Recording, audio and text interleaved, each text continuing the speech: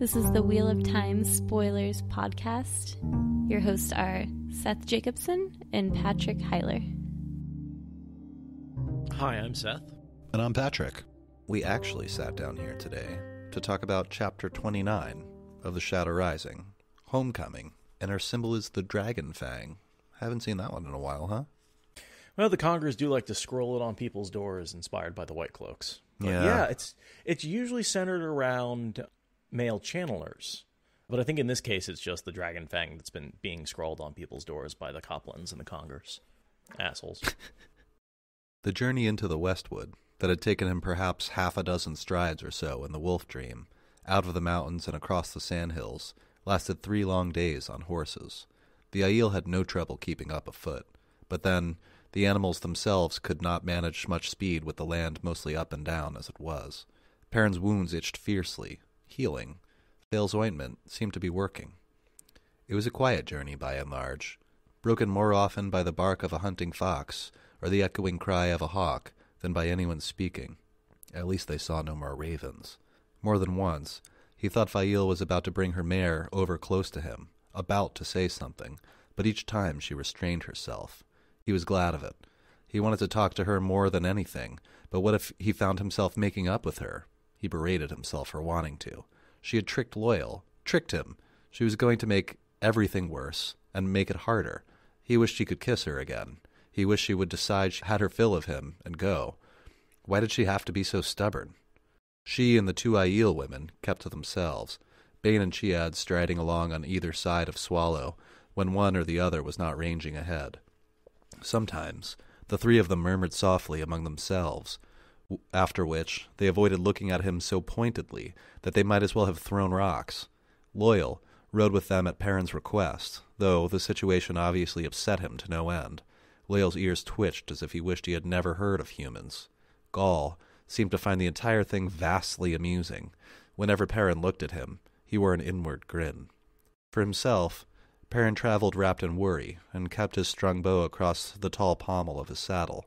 Did this man called Slayer rove the 2 rivers only in the wolf dream, or was he in the waking world too? Perrin suspected the latter, and that Slayer was the one who had shot the hawk for no reason. It was another complication he could do without, on top of the Children of the Light.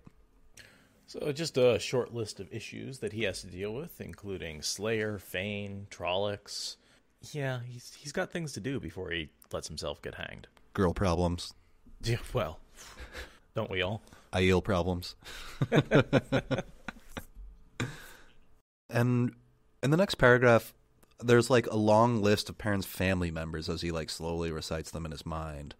And it's kind of summed up more or less with the sentence, if the Whitecloaks hunted for Ibaras, they were easy to find. Which I feel like is maybe a bit of a foreshadowing. Considering they're all dead. I mean, it's before the end of the chapter. We don't really have to worry about learning their names because they're already dead. And they've been killed by Fane.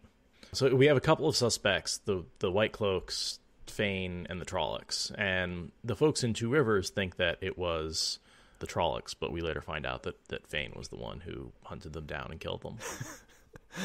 Some of the Chosen are asking if we can skip this chapter. It is just a tragic chapter. I mean, when I think about fiction that has influenced my view of dealing with tragedy and death, I think about this chapter and the episode of Buffy called The Body, when her mother dies.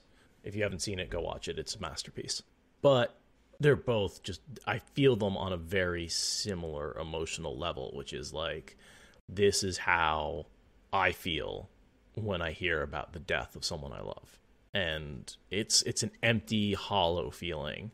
And I think Robert Jordan captures it really well in this chapter. Yeah. It's something that's hard to talk about and hard to put into words, but Perrin experiences it. Another thing I wanted to highlight after, I have a little more to read, which are just awesome prose by RJ, but I also wanted to highlight in that paragraph, right at the end, we see kind of Perrin in his mind ordering his priorities, which I found kind of interesting because Rand is so terrible at this. Rand, yeah. Rand really is. And Perrin's just really realistic. It's right after, if the Whitecloaks hunted for Ibaras, they were easy to find. They were his responsibility. not this Slayer. So his family is his responsibility, not Slayer. He could only do so much, protect his family and Fail. That was first. Then the village. Then the wolves, Slayer last. And the final sentence is, one man could not manage everything. Perrin saying that to himself. And yet he's he talks about being single-minded, but one of the things that makes him so effective is he's single-minded at one task at a time and prioritizes really well. I have to get this done. Bam, knocks it out. Okay, now I have to get this done. Bam, knocks it out. He's very much, his job is to make things, and he just goes about doing it one after another. And in this case, it's armies and defenses and leadership rather than, plows and hinges. And okay, the paragraph immediately after that, I promise I'll slow down a little after this.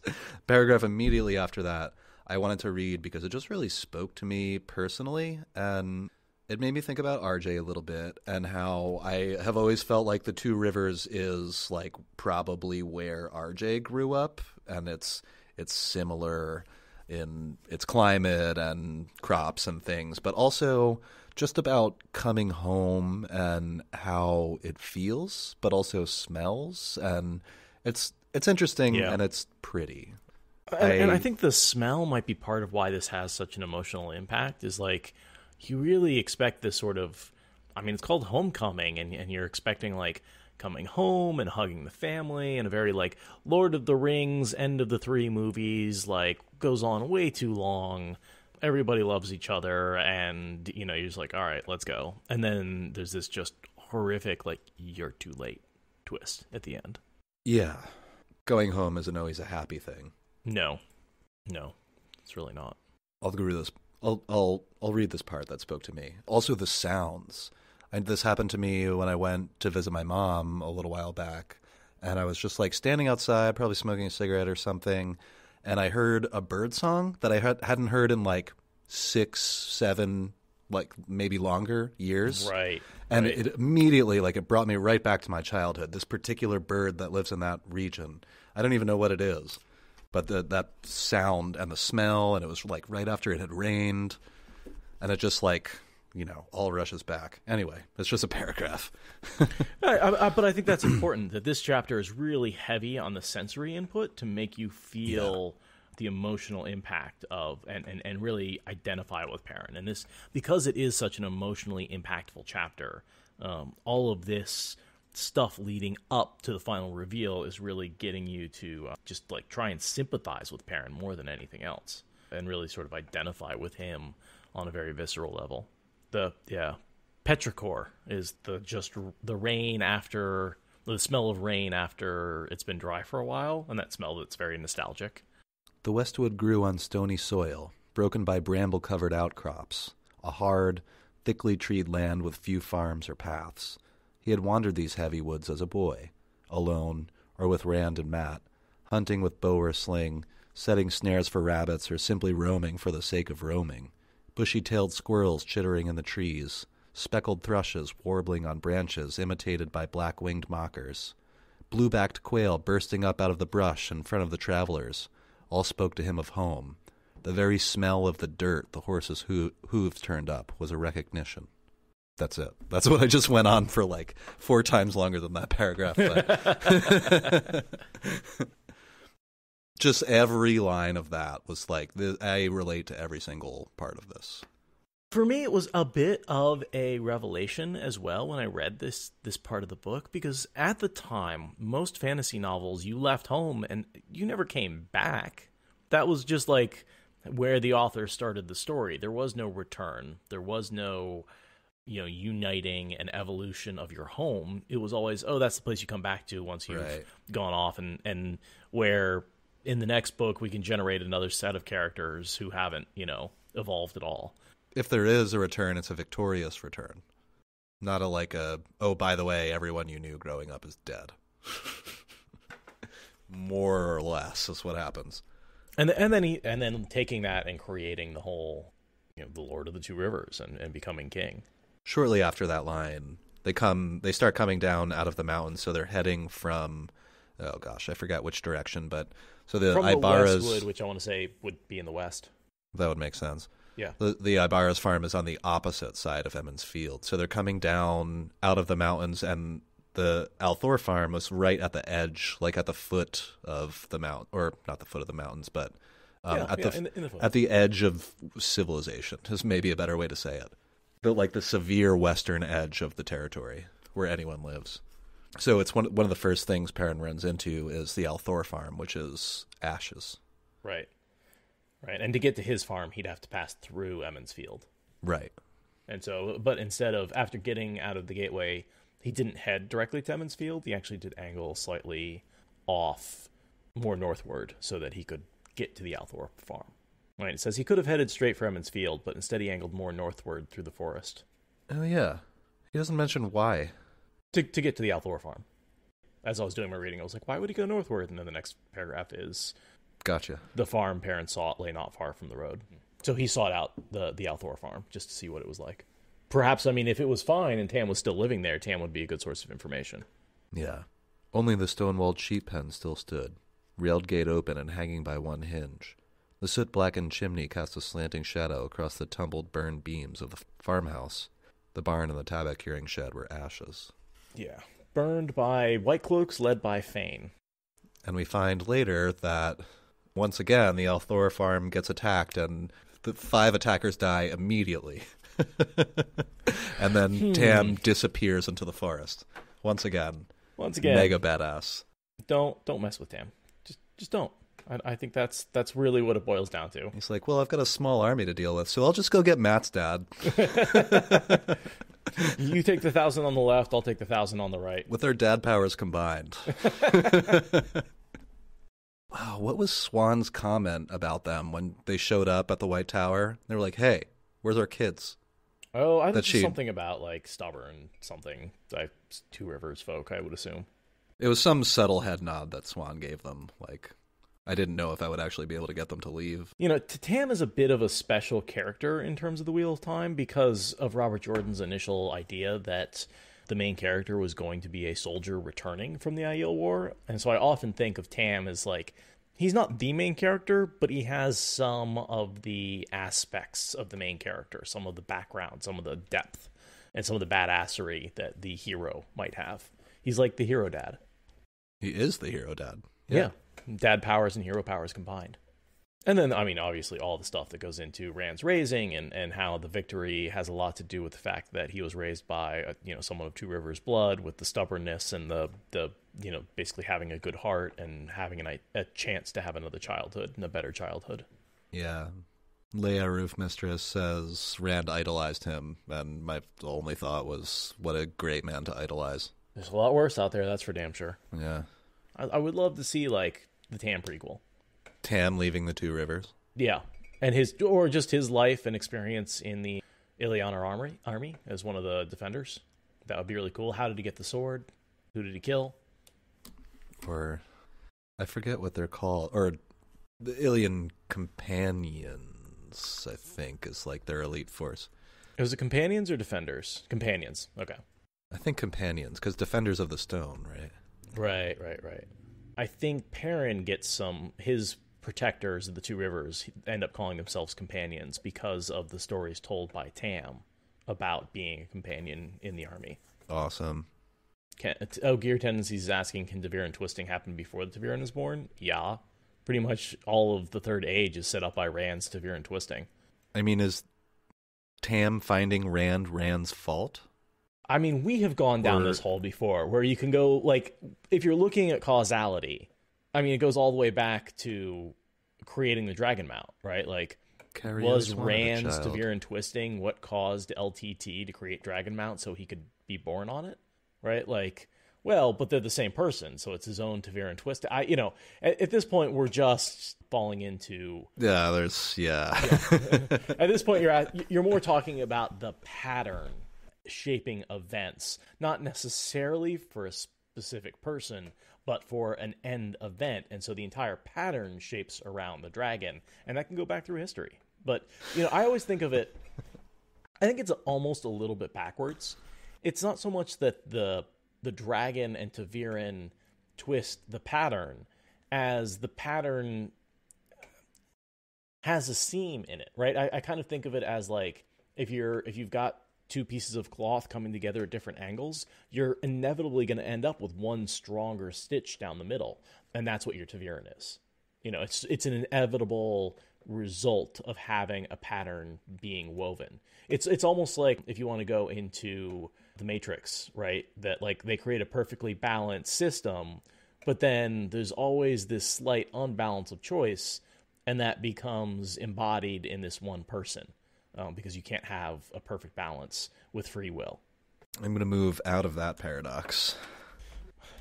Well, and then we can start talking about like free will. Do we even have free will, or is the result of what we do inevitable due to the circumstances surrounding us? Would we make the same choice if we were the same person in the same place all the time? The Aiel check out the scene, and they're like, "Yeah, there's really nothing to find here." No skeletons in the ash, so Tam probably didn't, get killed and burned alive. Aiel suspects that this is his family home right off the bat, because it's the first place he went, so that is a logical conclusion. Right. But and he's not communicating with her in the slightest. Do you know the people who lived here? Rand and his father, is all Perrin says. And she says, "Oh, I thought it might be relief and sympathy in her voice. Thought it might be your family." She says, "Does your family live nearby?" And he says, "No." No. Well, curtly. He's still trying to drive her off. He's still pissed at her for manipulating Loyal.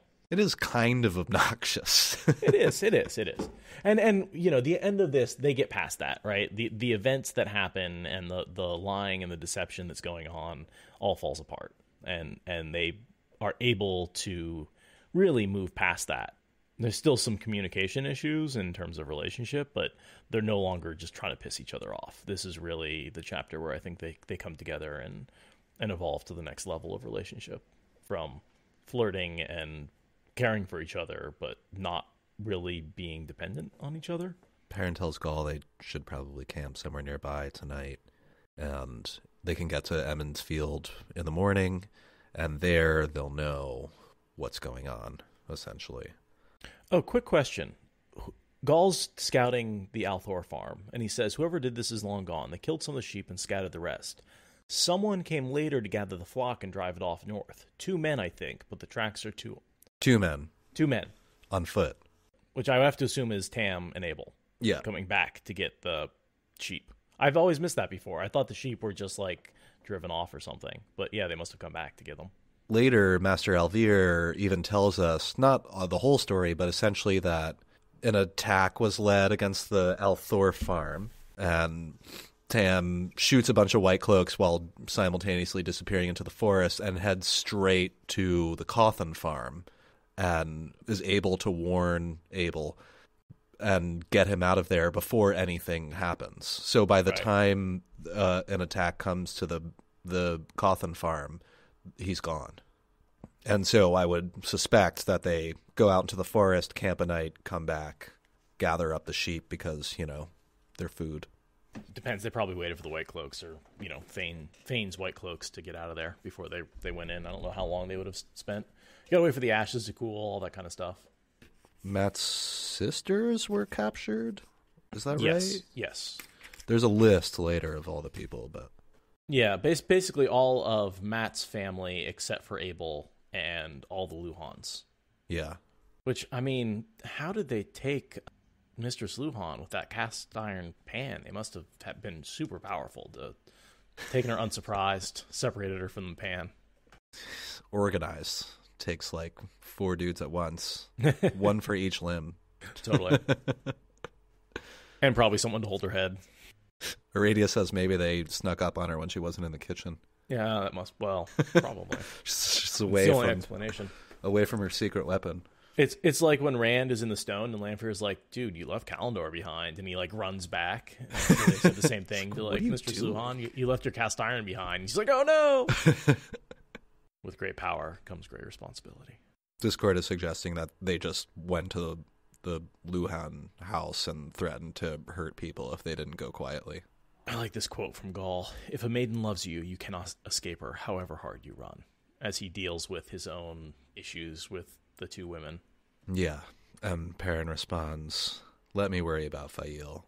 And very early, he's saying, in reference to what Gaul said right before that, like, we'll leave very early while everyone else is still sleeping. Yeah, don't worry, I'll deal with her by running away. Like, getting up super early in the morning and getting the hell out of there. And then we find Perrin can't sleep anyway, so him and Gaul leave, like, essentially in the middle of the night. And I noticed they camp under the apple trees, which are the apple trees that made the cider that Tam was bringing Tam's little cider orchard delivery every year.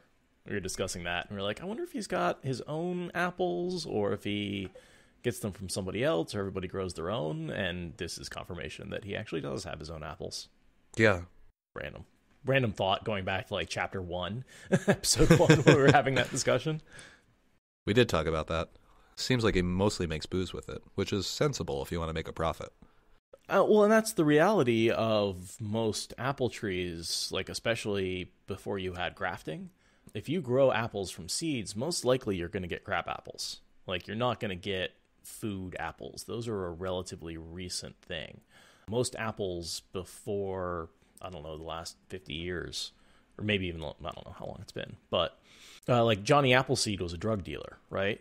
Like, he'd go around and plant fields of apple trees, and people would make booze out of them because they weren't edible apples. It wasn't like a fruit that people were eating. It was, once you have a source of you can eat crab apples. You could, but they weren't. That's not what they were for, right? Yeah. He didn't plant a field of crab apples for food source. They did it for creating apple cider, which was fermented and drank, because there wasn't really a good source of beer. So, yeah, and in most of early America, people were getting drunk on apple cider and Applejack. Yeah, something distilled apple cider. A while back. Yeah, or freeze distillation. Right. You freeze it and drain off the mostly pure liquor and just drink that. Bane and Chiad watch to rise them go. Bane or Chiad, one of them. Perrin can't tell the difference. Yeah. And I would assume that as soon as he's out of sight, they wake Fail up and follow. Because she shows up, 10 minutes after he gets to the Winespring Inn? Yes. They just follow at a safe distance. Which I had forgotten that little part, but of course they had to, because Fail, Bane, and Chiad have no idea where they're going. Neither does Loyal. Yeah, no, they've never been to the Two Rivers before. If they had left and nobody had seen, they wouldn't have known which direction to walk in. Yeah, I can only say that maybe the inn was the destination that they would suspect he would go to. Sure. But where's the inn? Yeah. I mean, it's a small town. Where's the town? Which direction? They were on the road. They just follow the road to the town and then walk into the... Fair enough. Yeah. Nynaeve says there's only one road. That's probably true. Perrin notes the town, all the damage that was done during winter night has been repaired. And soon we're going to see a whole bunch of refugees flooding over the mountains of mist, and they're going to change the whole character of the town from... Right now it's just been rebuilt, but it's going to be changing quite a bit over the next year or so. Happens really quick, actually. Somebody just mentioned the Quarry Road in Discord, and I had a passing thought while I was reading through this. Okay, so Perrin has these thoughts about the Quarry Road, right? And he's like, why is it called the Quarry Road even? Maybe it went to a quarry once, but nobody knows. Shortly after that, he shows up at the Winespring Inn. We get a long description of what it looks like. I'm not going to run us down through all that. I think we all know what the Winespring Inn looks like. So next to the Winespring Inn, there's an old foundation, and there's a giant oak tree growing out of it. And there's just like some benches and stuff, and people just hang out there. So there used to be a very large structure there that is no longer there, and there's an inn next to it or in front of it. And I just had the thought that, because right after that, Perrin kind of observes the nice like stone roof tiles. Yeah. That the Winespring Inn is the only building in the town that has stone roof tiles. Are they stone or are they ceramic? Red tile, it says. Yeah, I would assume that's ceramic. But it made me wonder, because the Winespring Inn is an impressive building in the area, and it's next to this deconstructed ancient building. It made me wonder, did they rebuild the Winespring Inn out of older building materials? Yeah, you kind of see this in like our own world history, where there'll be like a cathedral in Europe somewhere that's built out of stones that were quarried by Romans 1,000 years before that. And, civilization collapsed for a little while in that region, and people just pulled it apart and built what they needed out of the stuff that was there instead of these things they didn't need. And that just made me think, like, maybe that's why the Winespring's so nice. They pulled all the nice bricks and stones out of this building that was once this ancient building and put it together into something they needed, the Winespring Inn. I seem to remember them talking about the Winespring Inn as being an ancient structure, and, even if it hadn't always been there, there was probably always an inn on that location. Yeah. And I'm wondering if maybe that's a reference to the fact that there may have been other buildings at various points. But, during the battle, Emonds battle in Emonds Field, during the Trolloc Wars, I feel like this was just a field. Like, I didn't think there were any structures here. I didn't think there was any inns. So I'd assume the first inn was built after the destruction of Manetheren. Sure, maybe. Am I wrong about that? I wouldn't think there would be any structures that would predate the Trolloc War. I don't think we know that there certainly weren't any structures nearby. We do know that it was a field. Right.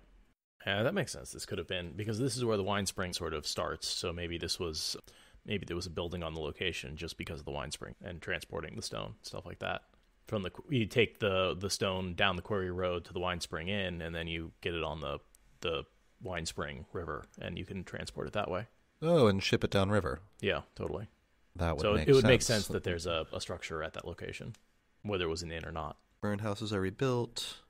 Went on my tangent about the quarry road and the Winespring Inn, and Perrin stops in front of the Winespring, and he doesn't unpack his horse or anything. He just walks in, makes a special note saying, like, well, we're not going to be here long. I just want to say hello or figure out where my family is. What's going on. Yeah. It's empty, of course, because it's like mid-morning or something, so most people are working at this hour. And he also kind of snuck in the back of the town. Like, he circled the towns so when he entered, it was like the shortest route to the inn to reduce the chance of encountering. Shortest route through. Yeah. He walks in, and he's just like, hey, guys, it's Perrin, and they, like, jump and knock their chairs over, and... Yeah, one of the things I was thinking about is how Perrin goes from awkward teenager to Lord Perrin, and I think part of it is that he is almost unrecognizable. Mr. Salvier is like, I almost didn't know you with that beard, and he's got a big scar on his cheek, and his eyes are a different color, and he dresses differently, and he's carrying a sword and an axe, and it's like, he's startled that everyone sees him as a different person, but he looks like a totally different person. He is a different person. He's now Hero Perrin, no longer just Farm Boy Perrin. Of course, Mr. Salvier asks... about her kid. Yeah, if Egwene is with him too. And she says, no, this doesn't have anything to do with her. She's safe. She's studying in the tower, which isn't true. And not that he's lying, but he assumes that's what's happening. Right. As far as he knows, she's studying in the tower. She's safe, being transported by a half-mad channeler through ancient technology into the Aiel Waste somewhere, where she will be meeting people that she met in a dream once. Ooh, seems a little dangerous. Yeah. And then eventually she's going to be elevated into one of the most powerful jobs in the world and made a target. So, she's doing great. I mean, total badass. Yeah, well, of course. And they're like, yeah, and she sent us letters. And Perrin's like, letters? Oh. I never sent my family letters. That's such a boy-girl type split there, where like all the women, of course, are considering and corresponding and letting their parents know how they're doing, and the guys are like, oh, yeah.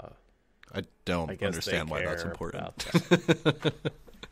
It's like, dude, call your mother. Everyone who's listening to this, stop, put it on pause, go call your mother right now. Unless you're drunk. I'm guaranteed, I don't care if it's late, I don't care if it's early, she will be delighted to hear from you. After she has a brief panic attack because you're calling her in the middle of the night. Right. What's wrong? You know it's bad when you call her at a normal time and she picks up with what's wrong, and you're like, I'm just calling you to say hello, and she's like, oh.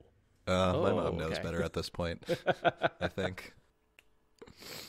I learned very early on, like mid-teens, if anything does go wrong, handle it and then avoid telling her for as long as possible. And then once it's handled, she just doesn't have a reason to freak out. I mean, she still will, but she doesn't have a real reason to freak out because it's all done, handled, and settled a month ago. The only problem is when you keep lying to put that off and put it off and put it off, and then all of a sudden the shit comes down on you. I still don't. I'm afraid I'll give her a heart attack. I'd rather tell her way after, or just avoid, like, gotten into, like, bad car accidents and just never told my mom. No. It's not worth it. She'll lose her mind. She asks us about Elaine and Min. Are they nice girls? Yeah, one happens to be the queen, or the princess. He's like, I'm not going to enlighten you anymore. He really doesn't have any details for them. No, he doesn't know very much. Oh, I have a little bit to read here. I forgot about this because I really enjoyed the interaction between Gaul and Mistress Alvir. Abruptly, realizing that Gaul was just standing there, he made hasty introductions. Bran blinked when Gaul was named Aiel, and frowned at his spears and the black veil hanging down his chest from his shufa, but his wife merely said, "Be welcome to Emonds Field, Master Gaul, and to the Winespring Inn." "May you always have water and shade, roof mistress," Gaul said formally, bowing to her. "I ask leave to defend your roof and hold." She barely hesitated before replying, as if that were exactly what she was used to hearing, "A gracious offer, but you must allow me to decide when it is needed. As you say, roof mistress, your honor is mine." From under his coat, Gaul produced a gold salt cellar, a small bowl balanced on the back of a cunningly made lion, and extended it to her. "I offer this small guest gift to your roof." Marin Alvir made over it as she would have any gift, hardly showing her shock. Perrin doubted there was a piece to equal it in all the two rivers, certainly not in gold. There was little enough gold coin in the two rivers, much less gold ornaments. He hoped she never found out it had been looted from the Stone of Tyr, or at least he would have wagered that it had. She's like, "Oh, of course, it's perfectly normal for people to give me huge lumps of gold when they show up at the house." That's literally like more money than is in the rest of Two Rivers combined. Yeah, defend the hold. Right. Listen, have a seat. I'll tell you if the hold needs defending. Please don't randomly kill people. And as far as all she knows is like Aiel savages, right? Like rumors from the Aiel War. There's not like she's had any experience with them in person ever. It's just total Southern politeness going on. That's what this is. Have you ever been in the South? She's just turning to her Southern politeness and using that as a crutch to get through the situation, and it works. And immediately after this, also compelling, "My boy," Bran said, "perhaps I should be saying welcome home, but why did you return?" Perrin just says, "I heard about the Whitecloaks." And he's like, "And why did you return?" Right. That's not really right, helpful. The Whitecloaks. So why did you return? And this whole time, it's even more heartbreaking to know that Bran and Meryn know already that Perrin's family is dead. And they're just having this conversation and greeting Perrin's friends and whatever. And they're, waiting for the right moment. It just puts it all into perspective when you think, like, when Bran's like, "Why'd you come back?" He's already thinking, like, now I have to tell you. Right. This is like, I think he's kind of hoping that Perrin already knows. But Perrin's like, I have to save my family. And they kind of look at each other and like, it's too late. Right. And I mean, even the next thing that they say to Perrin is like, well, if you slip past the Whitecloaks getting in, because they assume he must have come by road, right? There's only one way into the two rivers. Yeah, the idea of going through the ways didn't even occur to them. Well, I don't think even know what the ways are. And they're like, well, if you snuck in, you can sneak out. Listen, if you don't have a horse, I'll give you one. You have to get out of here. He brings up his family for the first time, and he's like, if I give myself up, I can keep my family, and he's about to say safe, when Fael comes charging in. And that was really the first time, when they could have turned to him and said, your family's dead. But Fael, of course, interrupts. So they're sort of stuck there being like, shoot, we have to drop this information. But there's this crazy young woman yelling at Perrin. Fael, kicks the door open and just starts yelling at Perrin, oblivious to the situation she's walking into. Give yourself up? Give yourself up! Have you been planning this from the start? You have, haven't you? You utter idiot. I love that rant right there. This how could you possibly consider turning yourself in. And she's like, oh, that explains why you've been such a jackass for the last, 2 weeks. Also, I'm skimming through this, and I think the only thing that I wanted to say is that Perrin says, Fail says to Perrin, if you do that, I will hang you myself. Which I think, were we talking about this in a recent episode? If you get killed, I'll kill you? Yeah. Yeah, we were. Perrin's trying to explain why he thinks that he should do what he should do, but nobody thinks it's a good idea. No, because it's a terrible idea. It's not going to help anything, and then he'll be dead. And also, it's too late. And while she's she's berating him and calling him names for 2 full paragraphs. And at some point, Perrin, Mistress Alvier said quietly, would you introduce me to this young woman who thinks so highly of you? I love that shade. Who thinks so highly of you? She's been, you bastard, you idiot, how dare you? Oh, she must think really highly of you.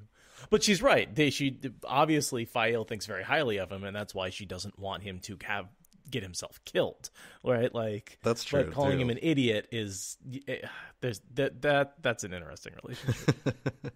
Oh yeah, Merrin definitely helps Fael understand Perrin a little bit and understand the Two Rivers culture. Fael's face goes bright red when she realizes that she's in somebody's house and being rude, because she's well trained as a Saldean princess and how to be polite, and so she immediately switches to princess mode. She began making elaborate curtsies and offered flowery apologies.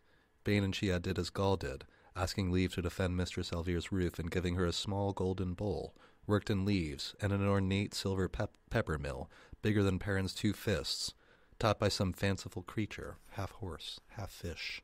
Dude, a 2-fist piece of peppercorn, that's worth thousands of dollars. Yeah, it's a solid right 8-inch piece of silver. It's like a silver dildo, man. That's a big thing. I don't know why I went there. I was just trying to think of things that are about that size, like a pepper mill. Pepper mill would be a good example. Yeah. It's like an Oscar or a Hugo Award. Yeah. Yeah, and that's some of the loot that he took from Tyr. I think they're right about that. Oh, yeah, I'm sure. And to be honest, he hasn't been carrying it that far. It's been a couple of days' travel through the ways, but nothing really strenuous. Thank you, Herod Fell. It's a seahorse. I always assumed it was just a seahorse.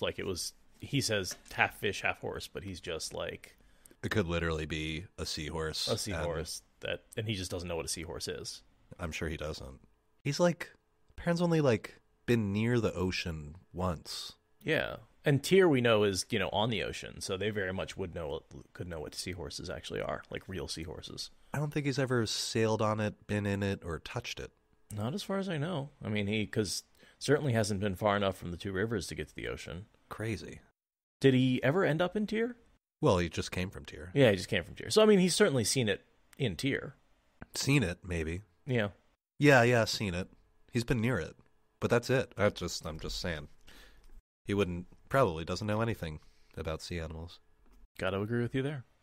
It's always fun to try and figure out which animals through the descriptions are actual fictional animals and which ones they seem like fictional animals just because the kids don't know them, like giraffes and elephants and seahorses and a bunch of other stuff. As opposed to Torrocken, right? Which obviously are fictional animals. But they're often described in the same way, in the same sort of language, and from the same perspective as these weird-ass animals. Morgane's is saying that Matt sees an octopus later. You'll have to point that one out to me. I don't remember that. Me neither. In Abu Dar. Oh, eats an octopus. Oh, yeah, okay, I remember that when he eats it. Right. Compares it to Thailand. Yeah, that's accurate. Nothing but tentacles and suckers. Back to Mistress Alvier. I want this large red striped teapot. Is it red and white like a candy cane or like a mint? It just says large red striped pot. He remembered well. Bran gives Perrin a bunch of brandy because they're about to have an important conversation, which I'm about to read a page and a half here. Right. I like how he's like, oh, that means I'm an adult. And it's it really means you need this brandy because I have bad news. It's sit down, have a drink. I got something to tell you. Yeah, that's what I do when somebody dies. Well, let's drink. And then start sorting out our feelings. And have a shot, and because this is gonna suck. Perrin, the mayor said as he took a chair beside his wife. "No one believes you a dark friend. No one with any sense. There is no reason for you to let yourself be hanged." Fail nodded in fierce agreement, but Perrin ignored her. "I won't be turned aside, Master Alvier. The Whitecloaks want me, and if they do not get me, they might turn to the next Ibarra they can find. Whitecloaks don't need much to decide somebody is guilty. They are not pleasant people." "We know," Mistress Alvier said softly. Her husband stared at his hands on the table. "Perrin, your family is gone." "Gone? You mean the farm is burned already?" Perrin's fist tightened around the silver cup. "I hoped I was in time. I should have known better, I suppose. Too long before I heard. Maybe I can help my da and Uncle Eward rebuild. Who are they staying with? I want to see them first, at least." Bran grimaced, and his wife stroked his shoulder comfortingly. But strangely, her eyes stayed on Perrin, all sadness and comfort. "They're dead, my boy," Bran said in a rush. "Dead? No, they can't be." Perrin frowned as wetness suddenly slopped over his hand, stared at the crumpled cup as though wondering where it had come from. "I'm sorry, I didn't mean to." He pulled at the flattened silver, trying to force it back out with his fingers. That would not work. Of course not. Very carefully, he put the ruined cup in the middle of the table. "I'll replace it. I can—" He wiped his hand on his coat, and suddenly found he was caressing the axe hanging at his belt. Why was everyone looking at him so oddly? "Are you sure?" His voice sounded far away. "Adora and Dazelle? Pate? My mother?" "All of them," Bran told him. "Your aunts and uncles, too, and your cousins. Everyone on the farm. I helped bury them, my boy, on that low hill, the one with the apple trees." Perrin stuck his thumb in his mouth. Fool thing to do, cutting himself on his own axe. "My mother likes apple blossoms. The Whitecloaks, why would they— Burn me, Paint was only 9. The girls—" His voice was very flat. He thought he should have let some emotion in those words. Some. "It was trollocs," Mr. Salvier said quickly. "They have come back, Perrin. Not the way they did when you went away, not attacking the village, but out in the countryside. Most farms without close neighbors have been abandoned. No one goes outside at night, even near the village. It is the same down to Devon Ride and up to Watch Hill, maybe to Tarrant Ferry. The Whitecloaks, bad as they are our only real protection. They saved 2 families that I know when trollocs attacked their farms. I hoped—" He could not quite remember what it was he had wished. Something about trollocs. He did not want to remember. The Whitecloaks protecting the 2 rivers? It was almost enough to make him laugh. Rand's father, Tam's farm, was that trollocs too? Mr. Salvier opened her mouth, but Bran cut her off. "He deserves the truth, Marin. That was Whitecloaks, Perrin. That and the Cauthon place. Matt's people too. Rand's and Matt's and mine. Strange. He sounded as if he were talking about whether it might rain. Are they dead too? No, my boy, no. Abel and Tam are hiding in the Westwood somewhere, and Matt's mother and sisters, they're alive too. Hiding? There's no need to go into that," Mr. Salvier said briskly. "Bran, bring him another cup of brandy." I'll leave it there. But Marin doesn't want him to tell Perrin that they're prisoners. The Whitecloaks are holding them prisoners, yeah. So that's a tough thing to read, always, for me. "There is more, Brandywine Alvier," Gall said. "Your face says so." "There is," Bran agreed. "This is such a great scene." Yeah. "No, Marin," he added firmly when she gave a small shake of her head. "He deserves the truth, the whole truth." She folded her hands with a sigh. Marin Alvier nearly always got her way. "What truth?" Perrin asked. "I'm kind of skipping along here." "First off, Padden Fane is with the Whitecloaks," Bran said. "He calls himself Ordeath now, and he won't answer to his own name at all. But it's him, stare down his nose as he will. He's a dark friend," Perrin said absently. "Is he now?" the mayor said grimly. "Now that is interesting.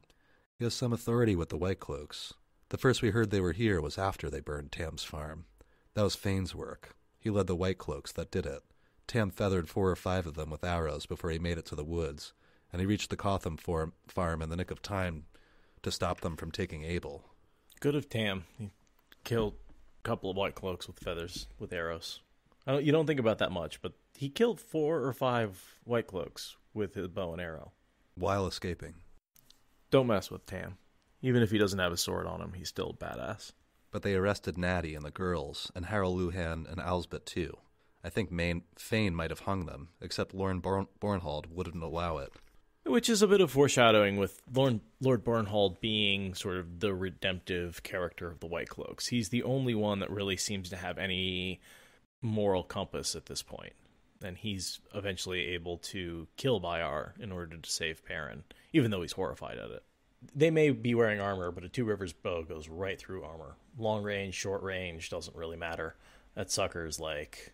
Yeah, Google yourself up a YouTube video of what it looks like when you take a nice English U longbow and shoot at plate mail. I think there's even a point where, like, Uno's talking about it, and he's like, Plate mail loses. Yeah, and someone's like, I don't like bows. And he's like, well, with this thing, you don't even have to get close to them. You can shoot them from, like, way far away. And he's like, yeah, but what if they're wearing armor? And he's like, not a problem. It's true. Takes care of it. I can't even draw one like that, but I've shot some crossbows that are as strong as they make longbows, and it went right through a steel oil barrel, the bolt. And that's probably stronger than anything they had back Piece of in the wood. day. Yeah. Can't draw anything like that, but I bet Rand and Perrin can. And by draw, you don't mean sketch on a piece of paper. You mean pull back on the string. Yeah, I mean actually extend my arms. Because they go up to like 150-pound pole. That's like, I just can't do that. 50, 70 maybe? No, I'm not that strong. I could. Dude, time to hit the gym. Get swole. I could shoot a 50-pound bow when I was shooting frequently. Probably something a little more than that. Draw. And there's always got to be that trade-off is as you get to the edge of your strength, you're going to lose accuracy. Unless you just train all the time. Well, yeah. Well, which is why training is so important with the longbow and why the Two Rivers archers are so damn effective as a force, because they're just... Yeah. You know, without having a something like a crossbow and a crank on a crossbow that reads to fast reloads like Matt gets, longbowmen are some of the most effective firing forces out there. I was watching a cool documentary a while back where they found a shipwreck. It was this English boat from a long time ago, and they took all the bones out, and they could tell that the boat was full of longbowmen because all of their right arms were deformed. The bones had broken over and over, and there were like, so they could tell like their bodies were different. It just puts stress on the body in a certain way that probably causes deformation of the joints, and it's an incredible amount of force you have to apply to it that, as it turns out, is not really good for you to do over and over. I bet if they did something similar with like a baseball team, you could see in all of the shoulders of the pitchers, you'd see like massive issues. Like a messed up shoulder or whatever. Yeah. No, it's amazing. I mean, if you ever watch Bones, which admittedly eventually devolved into not that great of a show, but I think had some interesting stuff in the beginning where they were really looking at bone structure and talking about like what they could figure out based on physical stress and that sort of thing. And yes, probably shooting a bow is probably much better than actually fighting a battle with a sword, mostly because of the proximity stuck. Problem of getting a hole poked through you, as Matt might say. I call it bag of blood syndrome. Water balloon. You poke us and we leak, and we need that to live. So please don't make big holes in me. Bane talks for a little. Bran and Marin, Elvire, are trying to explain that, listen, it's better this way. Like, we need the Whitecloaks to protect us from the Trollocs, but if the Whitecloaks find out that we're protecting you, like, then we're well and truly fucked. I'm sorry, I've scrambled to find a better word for that in the moment, but I was like, nope, fucked is the only one that's coming to me. And I want to make the point that the Trollocs are being brought in by Slayer and the Shadow to harass Rand's home, and the Whitecloaks were brought in by Fane in order to try and draw Rand there. And also he hates Rand and Matt because he that was enhanced with their essence as well. You know, I had this thought in passing, and I don't think I can really give it any credence, but that this is a great situation for the Whitecloaks, like, and we see in The Great Hunt, it's one of the upper Whitecloaks talking about this strategy, essentially saying, like, here's what you do. You release a lion outside of the You release a lion outside of some simple farming villages. Then you go, and after a bunch of farmers are hunted in the night and dragged off, then you go and kill the lion. You bring the lion back to the farmers, and then you're the hero. Exactly. Then you don't need to unify your leadership. You're already... And this just looks just like that, the Trollocs and the Whitecloaks. Like, you loose the lion, you protect the villagers from the lion that you loosed, and now you're the hero. Yeah, but I don't think that... I don't think that's what's happening, but it's just, like, such a good situation for the Whitecloaks. Because Fane is working by himself, for himself. He is free. He is fully more death. He can take a Forsaken and nail him to a barn door. Like, he has no problem killing Forsaken. And I believe he is working in direct opposition to Slayer. You said Forsaken. Oh, okay. I meant Myrtle. Technically, Mashadar did take out Samuel, which technically is part of Fane, so you could say that Fane took out Samuel indirectly. But part of what is going on is, remember how Slayer's always bringing back his trophies, his Myrddraal heads and his Trolloc heads? I think he's bringing back Myrddraal and Trollocs that have been corrupted by Fane. And so he's trying to hunt down Fane's Trollocs and Myrddraal. And so they're working in direct opposition to each other. And Slayer's probably pissed that Fane brought the Whitecloaks to the Two Rivers. I started that whole thing because to read this part. You call this being protected, Ruth Mistress? Bane said. If you ask the lion to protect you from wolves, you have only chosen to end in one belly instead of another.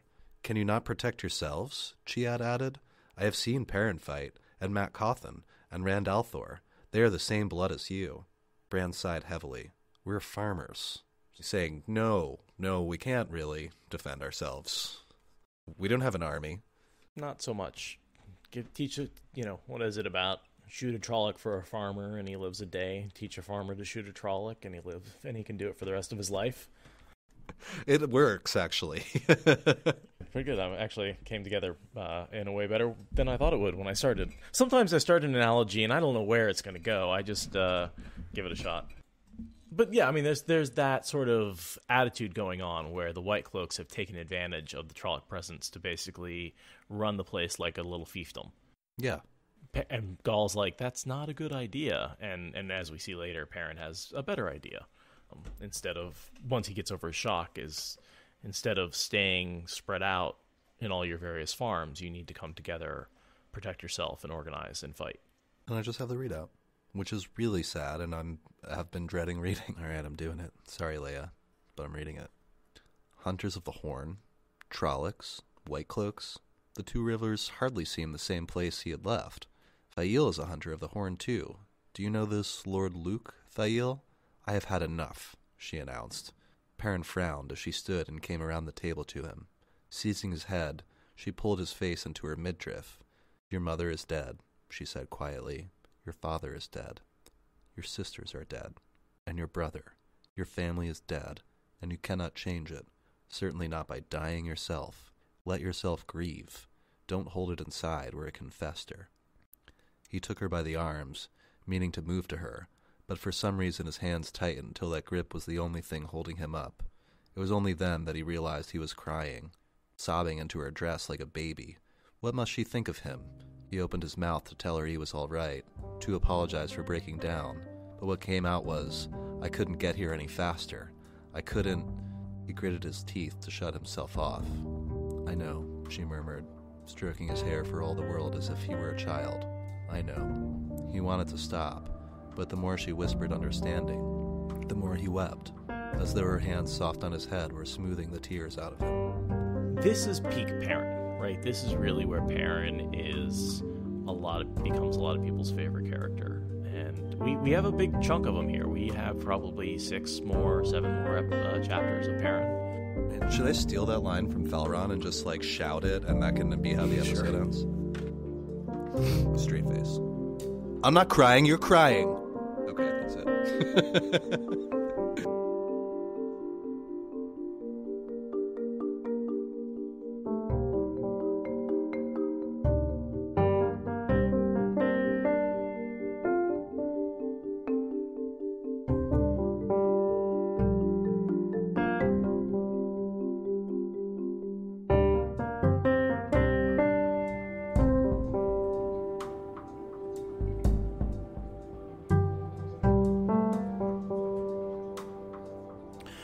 been working on my sourdough bread recipe a little bit. So all the bread recipes I've been making up to this point I've been using store-bought yeast, just, Spillman, whatever the default bread yeast is. But I've actually been working on making a starter, and I'm about 3 days in, and I've been using, just by putting it out underneath the windowsill, I've been trying to get good natural yeast. And so after a day or two, nothing was really happening. I mean, I was getting some really good gluten forming, and it was almost like a flubber type texture. It was pretty impressive how stretchy it was. And then, so I was like, all right, so I put it in the mason jar, screwed the lid on. Well, this morning I woke up and I noticed the mason jar lid was bulged out just a little bit. So I unscrewed it, and the damn thing, like a can of snakes, I swear to God, whatever yeast had been starting in there took over and just, I took what was in one mason jar and split it between two, and it filled them both up. Almost to the top. It's how much it exploded. Hopefully, once the starter is going, you just have to keep feeding it. And I've got I'll give it another 2 or 3 days, and then I'm going to work on making bread. I've got a couple of things I want to work on. I'm actually going to use ingredients by weight. I've been just sort of eyeballing it, and I think I've been using too much flour. And I've also been overproofing my bread, which is just letting it sit too long. And then it expands and then starts to collapse again, and that makes it too dense. So if I can catch it on the rise rather than on the collapse, we should get better bread. I'm going for the biggest bubbles I possibly can get inside. That's really that's the goal that I'm trying to hit here. I'll make some for the con. If I don't have whiskey or something. So my general recipe is add the starter to the dough, let it come together loosely, let that rise. And once it's ridden the first time, then you beat the hell out of it. And I just spend as long as I can for as much time as I can. I actually use a technique called wedging, which is something I developed when I was doing pottery. So if you're familiar with wedging in pottery, I just carry that over into my bread kneading. And then you just try and bring that together until you basically get something that's a little more baby's bottom than sticky gooey. And once that comes together, then you can sort of use a little bit of flour, shape it into a roll, let it proof, and bake it. I was just thinking on the walk with Timber today how grateful I was to all of the patrons and how much this show's existence and frequency and the fact that we're still going is entirely because of our patrons. Not only for the money, which does help a lot, but also just the participation. But yeah, I just thinking about how lucky I was that we have the people who are supporting us as much as they are, and how grateful I am to that, and how much this podcast is theirs as much as it is ours. Because otherwise there's no way I'd have the time or the effort or the motivation to keep doing this. As much as I love it, the financial support is the only thing that lets it happen. Anytime something goes wrong at my day job or whatever, I'm like, nah, I don't really need this. I could survive for a pretty long time just doing the podcast. Yeah. So even though it's not at this point, can't quite live on it yet, but quite live on it. But it we provides can, security. Be unemployed for a long time on it. Thank you for listening to the Wheel of Time Spoilers podcast. Rate us in the Apple Podcast app or support us on Patreon. Is that good enough?